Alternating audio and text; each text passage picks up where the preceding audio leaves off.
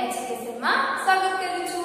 તો આજે આપણે ધોરણ 6 વિષય હિન્દી તેમાં પાઠ ત્રીજો સમજદાર નન્હી આ પાઠ વિશે આપણે આગળના વિડિયોમાં ભણ્યા, જેમાં નન્હી એ બિચ્છુને કેવી રીતે બચાવે છે અને બિચ્છુને એક પ્રતિજ્ઞા પણ લેવડાવે છે જે નિર્દોષને ડંખ કદી નહીં મારે। તો આપણે આગળના વિડિયોમાંથી શીખ પણ મળે છે કે આપણા વારંવાર ભલાઈ કામ કરવાથી ખરાબ માણસોને પણ એ સાચા રસ્તે આવી જાય છે। તો આજે આપણે આ પાઠને સ્વાધ્યાય પોથીમાં પ્રશ્નોના જવાબ મેળવીશું અને તેને લખીશું। ચાલો લખીએ। તો ચાલો હવે આપણે પાઠ ત્રીજો સમજદાર નન્હી સ્વાધ્યાય પોથીમાં શરૂઆત કરીએ અને તેના પ્રશ્નોના જવાબ लखिए। तो पहला प्रश्न, निम्नलिखित प्रत्येक प्रश्न के उत्तर के लिए दिए गए विकल्पों में से सही विकल्प चुनकर उसका क्रम अक्षर प्रश्नों के सामने दिए गए बॉक्स में लिखिए। अहींया आपणे विकल्पो आपेला छे अने अहींया बॉक्स आपेला छे।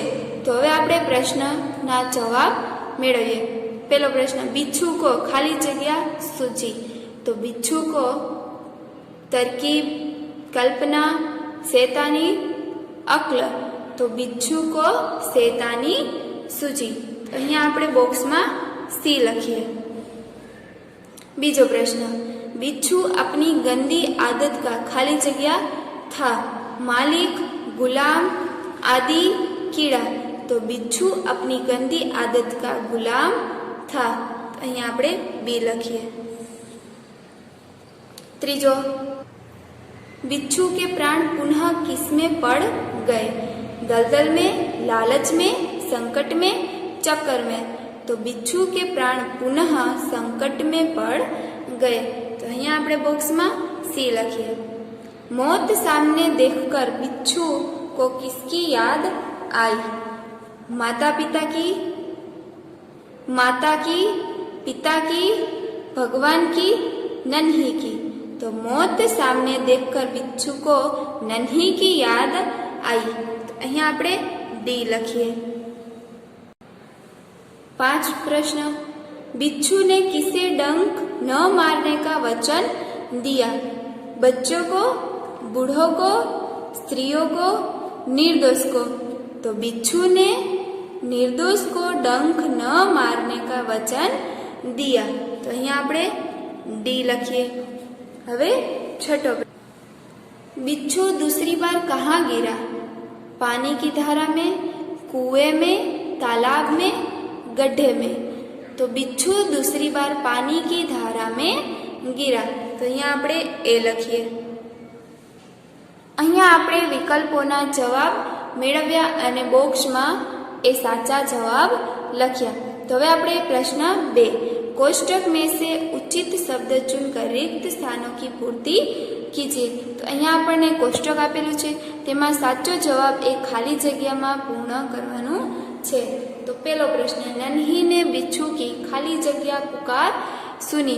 तो नन्ही ने बिच्छू की करुण, स्वभाव, दलदल या गंदी। तो नन्ही ने बिच्छू की करुण पुकार सुन ली। अहींया करुण। बीजो, बिच्छू खाली जगह में फंस गया था। गंदी, दलदल, करुण, स्वभाव। तो बिच्छू दलदल में फंस गया था। तो अहींया दलदल। त्रीजो, डंक मारना बिच्छू का खाली जगह है। गंदी, दलदल, करुण, स्वभाव। तो डंक मारना बिच्छू का स्वभाव है।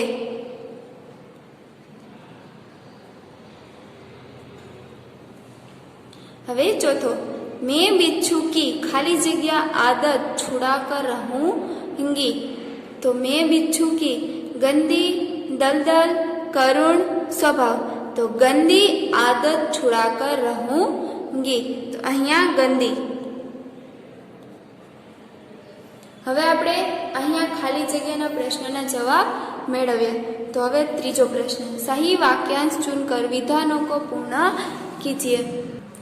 पहलो प्रश्न, नन्ही ने बिच्छू को बचाया क्योंकि उसने एक बार नन्ही को बचाया था। उसे बिच्छू पर दया आ गई थी, वह अभी बहुत छोटा था।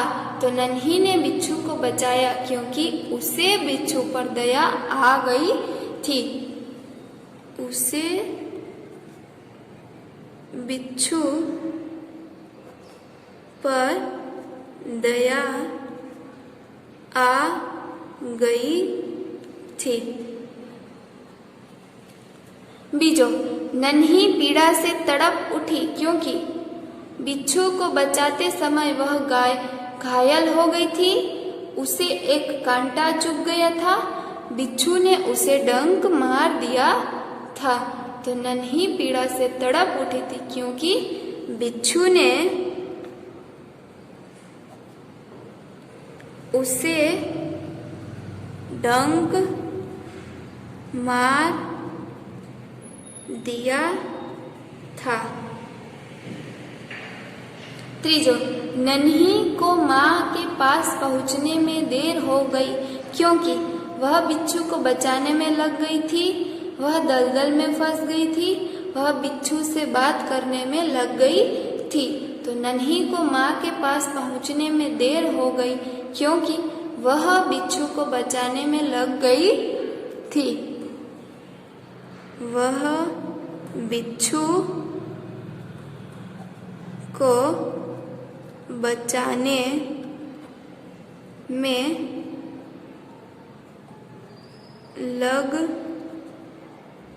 गई थी। હવે આપણે આગળ જોઈએ।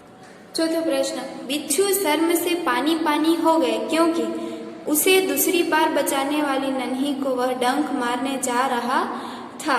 नन्ही की माँ ने उसे फटकारा था। नन्ही ने दूसरी बार उसकी जान बचाई थी। तो बिच्छू शर्म से पानी पानी हो गया क्योंकि उसे दूसरी बार बचाने वाली नन्ही को वह डंक मारने जा रहा था। उसे दूसरी बार बचाने वाली नन्ही को वह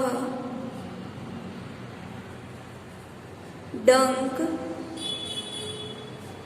मारने जा रहा था।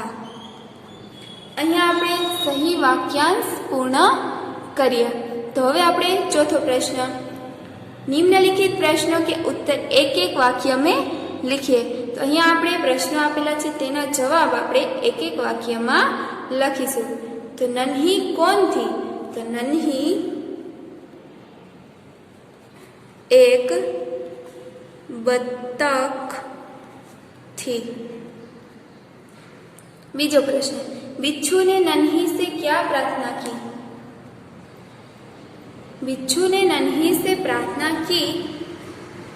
बिच्छू ने नन्ही से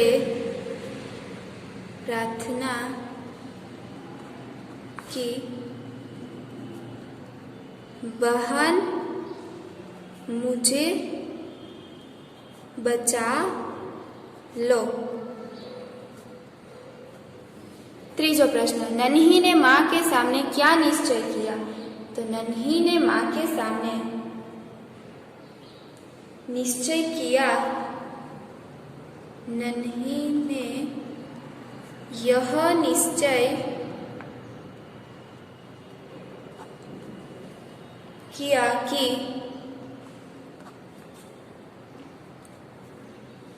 वह मुसीबत में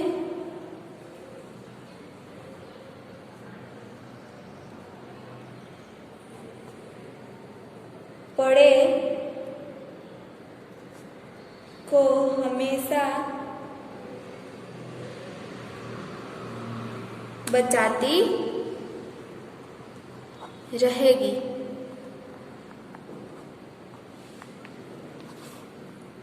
चौथा प्रश्न, नन्ही ने क्या सोचकर बिच्छू को दोबारा जीवन दान दिया। तो नन्ही ने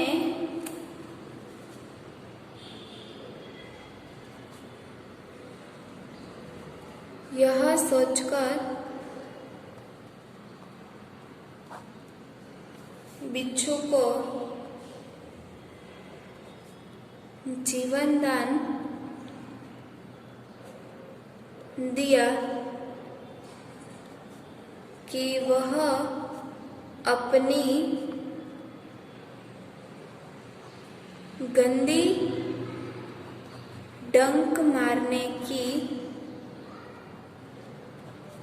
आदत छोड़ दी होगी। प्रश्न 5, बुरे व्यक्ति को हम सही रास्ते पर कैसे ला सकते हैं? तो बुरे व्यक्ति को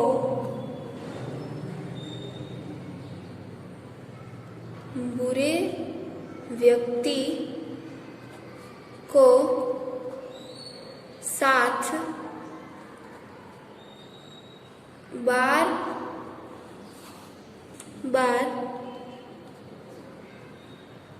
भलाई करके हम उसे सही रास्ते पर ला सकते हैं। छठा प्रश्न, समझदार नन्ही कहानी से हमें क्या सीख मिलती है? तो समझदार नन्ही कहानी से हमें यह सीख मिलती है कि धीरज और प्रेम से हम बुरे व्यक्ति की बुराई भी छुड़वा सकते हैं। અહીંયા આપણા આ એક વાક્યના પ્રશ્નના જવાબ પૂરા થાય છે। તો હવે આપણે આગળનો પ્રશ્ન જોઈએ। પ્રશ્ન 5, નિમ્નલિખિત વાક્ય કિસને કિસસે કહા? તો અહીંયા આપણને વાક્યો આપેલા છે અને અહીંયા ખાલી જગ્યા આપેલી છે। તો અહીંયા જે વ્યક્તિએ બીજા વ્યક્તિને આ વાક્યમાં કહેલ છે તે અહીંયા લખવાનું છે। તો પહેલો પ્રશ્ન, माँ मैं उसकी गंदी आदत छुड़ाकर रहूंगी। तो અહીંયા नन्ही ए પોતાની માને કહે છે। તો नन्ही ने माँ से कहा। बीजो, क्या करूं, डंक मारना मेरा स्वभाव है। तो અહીંયા बिच्छू ए नन्ही ने कहे छे। तो बिच्छू ने नन्ही से कहा। त्रीजो, तुम यह गंदी आदत छोड़ दो, नहीं तो मुसीबत में कोई तुम्हारी मदद नहीं करेगा। आ वाक्य में नन्ही ए बिच्छू ने कहे छे। तो अहिया नन्ही ने बिच्छू से कहा। चौथो, भलाई करना मेरा स्वभाव है। आ वाक्य में नन्ही ए बिच्छू ने कहे छे। तो अहिया नन्ही ने बिच्छू से कहा। पांचवा, मैं वचन देता हूं कि अब मैं किसी निर्दोष जीव को डंक नहीं मारूंगा। तो अहिया आ वाक्य में बिच्छू ए नन्ही ने कहे छे। तो बिच्छू नन्ही ने से कहा। तो अहिया आपणे किसने किससे कहा तेनो जवाब मेळव्या। तो हवे आपणे छठो प्रश्न, घटनाओं को उनके सही क्रम में लिख। तो अहिया आपणे घटना आपेली छे तेना सही क्रम એટલે સાચા ક્રમમાં લખવાના છે. તો પેલું, नन्ही बिच्छू की आवाज सुनकर दौड़ती आई. बीजू, नन्ही अपनी माँ के पास चली गई. तीजू, नन्ही ने बिच्छू को दलदल से निकालकर सूखे स्थान पर रख दिया. नन्ही ने बिच्छू को दलदल में फंसा हुआ देखा. बिच्छू ने नन्ही को डंक मार दिया. અહીંયા આપણે સૌ પ્રથમ नन्ही ने बिच्छू को दलदल में फंसा हुआ देखा. बीजू, नन्ही बिच्छू की आवाज सुनकर दौड़ती आई. तीजू, नन्ही ने बिच्छू को दलदल से निकालकर सूखे स्थान पर रख दिया. चौथू, बिच्छू ने नन्ही को डंक मार दिया. पांचवी, नन्ही अपनी माँ के पास चली गई. तो અહીંયા આપણે સહી ક્રમમાં ગોઠવ્યા. તો હવે આપણે તેને સહી ક્રમમાં લખીએ. પેલું, नन्ही ने